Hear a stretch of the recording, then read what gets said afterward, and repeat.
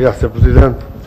Começava por cumprimentar o professor Abel Mateus, que ainda encontrei nesta Assembleia como Presidente da Autoridade da Concorrência, aliás, com algumas questões ainda sobre algumas destas questões. Relativamente à recomendação de 2004, nós podemos dizer que, fundamentalmente, não se avançou naquilo que o Sr.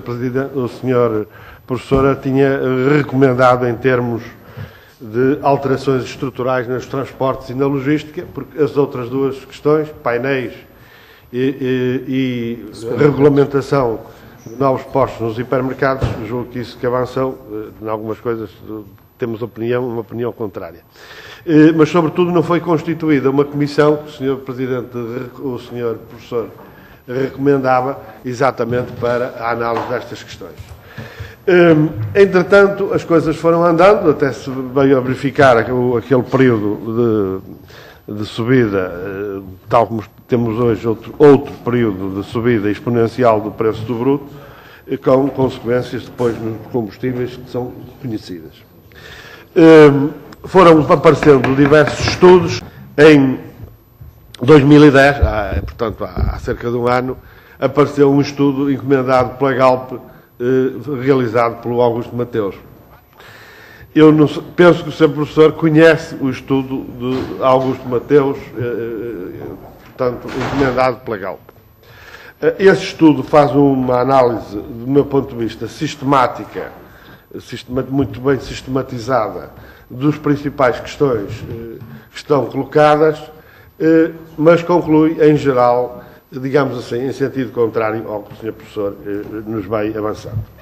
Por exemplo, relativamente ao problema do ajustamento de preços no tempo, ele considera que esse ajustamento é equilibrado.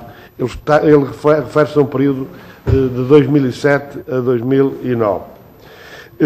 E diz que o ajustamento é aquele que é expectável no mercado concorrencial. Depois avança relativamente a este problema das restrições concorrenciais de natureza estrutural. E este problema, se atual nível de integração vertical existente, a sua desintegração provocaria novos custos para os consumidores, ou, pelo contrário, permite hoje ganhos de eficiência que se traduzem em vantagens para os consumidores. Eu devo dizer que esta é uma questão, do nosso ponto de vista, absolutamente central, que seja esclarecida. E, desse ponto de vista, coloco-lhe, de facto, alguma reflexão sobre esta matéria. Porquê? Porque nós temos em Portugal uma experiência deste tipo, na EDP. E a desintegração da cadeia vertical no sistema eletroprodutor transformou-se, de facto, na existência de um déficit tarifário que vai no 1.700 milhões de euros, que podemos dizer, o que está em cima da mesa é que os consumidores ainda não pagaram, mas vão pagar. E se não forem os consumidores, serão os contribuintes. E, portanto, deste ponto de vista, penso que há aqui uma questão que precisa de ser esclarecida, porque, aliás, esta questão foi abordada ainda com o atual Presidente da Concorrência, exatamente quando ele sugeriu também esta solução. O meu problema é o seguinte: vai-se aqui assim criar um novo déficit tarifário, como está criado na eletricidade, e como já se começou a criar no próprio setor do gás natural, porque também se iniciou esse processo. Isto é, a criação de empresas independentes diferentes das atuais acaba por acarretar perdas de eficiência e com consequências para os consumidores. Uma terceira questão, o Sr. Professor já hoje aqui se referiu a ela,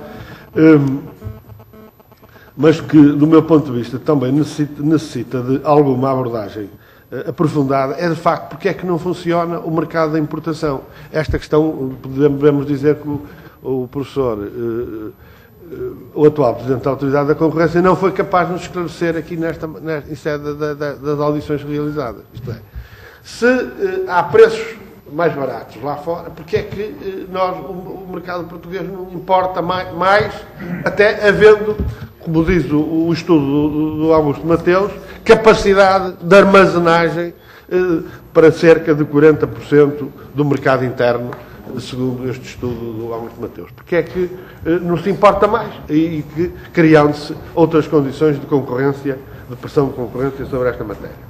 Uma outra questão que ele refere é qual é o mercado relevante, e esta é uma questão, do nosso ponto de vista, importante, para a análise dos problemas da concorrência do mercado de combustíveis em Portugal. E colocando cerca de, diria, 3 hipóteses, ele refere que é um mercado que abrange o nosso país e uma faixa dentro de Espanha, portanto, na Península Ibérica, aí até 200 km. Eu gostaria de saber qual é a sua opinião relativamente a esta ideia de qual é o mercado relevante na análise estrutural do mercado de combustíveis. Depois, uma outra questão, estou apenas a passar muito rapidamente pelas questões que estão sistematizadas nesse estudo, é a ideia de que uma regulação centrada exclusivamente nos preços dos combustíveis é uma reflexão curta, porque a ideia de que há externalidades positivas decorrentes da atual situação, eu diria, o estudo do Augusto Mateus, naturalmente solicitado por um dos interessados, uma das partes nesta questão, diz qualquer coisa como esta: nós pagamos mais alguma coisa por combustíveis, mas depois este mais qualquer coisa que pagamos pelos combustíveis tem vantagens em matéria ambiental, em matéria em matéria de eficiência, em matéria de investigação e desenvolvimento. Gostaria de saber se tem também alguma ideia relativamente a esta questão.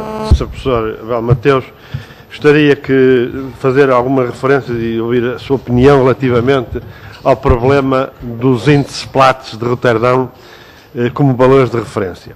E, concretamente, sobre a sua fiabilidade e transparência destes preços. Primeiro, porque esta questão nós já colocámos aqui à Autoridade da Concorrência sem qualquer resposta esclarecedora, perguntámos à Comissão Europeia, que não esclareceu nada, e recentemente aqui nesta casa questionámos o Sr. Comissário Almunia, Comissário da Concorrência, que também nada esclareceu. E, portanto, eu gostaria de ter uma opinião sua sobre aqueles valores referenciais. Uma segunda, sobre o que é que diz a Autoridade da Concorrência relativamente à relação entre os preços em Portugal e os índices Platts. A Autoridade da Concorrência diz qualquer coisa desta coisa, continua a considerar espantosa e estranha. Os preços grossistas, os preços em Portugal não têm nada a ver com os custos de produção na Galp. Porque a Galp, diz taxativamente, não pode vender nem acima nem abaixo daqueles preços referenciais. Porque se vende acima, há uma importação maciça e inunda o país, eu acho que seria o funcionamento do mercado. Se vende abaixo, compram-nos o gasolina e o gasóleo todo e o país fica sem capacidade de abastecimento. Também acho extraordinário este tipo de formulação. E uma terceira questão ainda, neste último relatório, num dos últimos relatórios, de novembro, faz um balanço dos diferenciais de preços entre os preços de venda a público antes de impostos na Europa, em Espanha e em Portugal, entre os índices de referência de Roterdão e os preços praticados em Portugal. E chega à conclusão, faz uma série estatística, de que esses diferenciais em Portugal são os maiores relativamente à Europa e mesmo maiores relativamente à Espanha, embora aí a diferença são curtos. E tirei esta conclusão de que isto acontece porque o país é periférico. Eu gostaria de perceber melhor se tem alguma reflexão sobre este problema, que é uma questão que também continuo a não perceber. E gostaria, a finalizar, de fazer 3 referências a 3 questões que aqui vieram. O problema da concorrência vezes a administração de preços. O Sr. Professor Abel Mateus diz-nos que há riscos de manipulação política.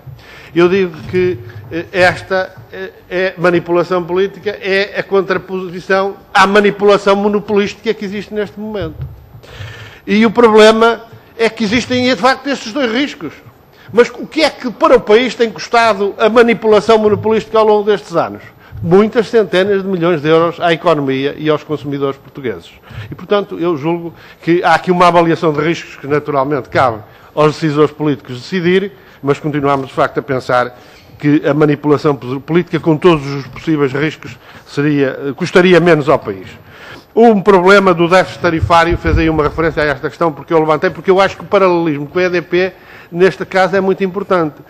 Diz-me que não tem nada. Não, eu acho que tem a ver. Na nossa opinião, tem a ver. É evidente que nem tudo o que está no déficit tarifário tem a ver com a segmentação que foi feita na EDP. Mas é uma evidência que uma EDP vertical integrava custos operacionais que hoje são atirados para cima dos consumidores, ligados ao problema do transporte em monta alta e alta tensão. E gostaria ainda de, com a autoridade que o professor Abel Mateus tem nestas matérias, pelo exercício ao longo dos anos, muito tempo, da presidência da concorrência, para o debate de todos estes problemas da concorrência e das autoridades de concorrência para os reguladores, eu registro a sua opinião de que os estudos encomendados por entidades que são partes estão, em geral, contaminados na sua fiabilidade. De facto, essa é uma questão que várias vezes aqui temos levantado, é que os resultados, em geral, desses estudos são à medida de quem os encomenda. Mas é bom que nós tenhamos essa constatação para que, quando o Governo vem aqui com estudos a propor-nos a liberalização dos preços, baseada em estudos de partes interessadas, nós possamos tirar as devidas conclusões políticas sobre essa matéria. Obrigado.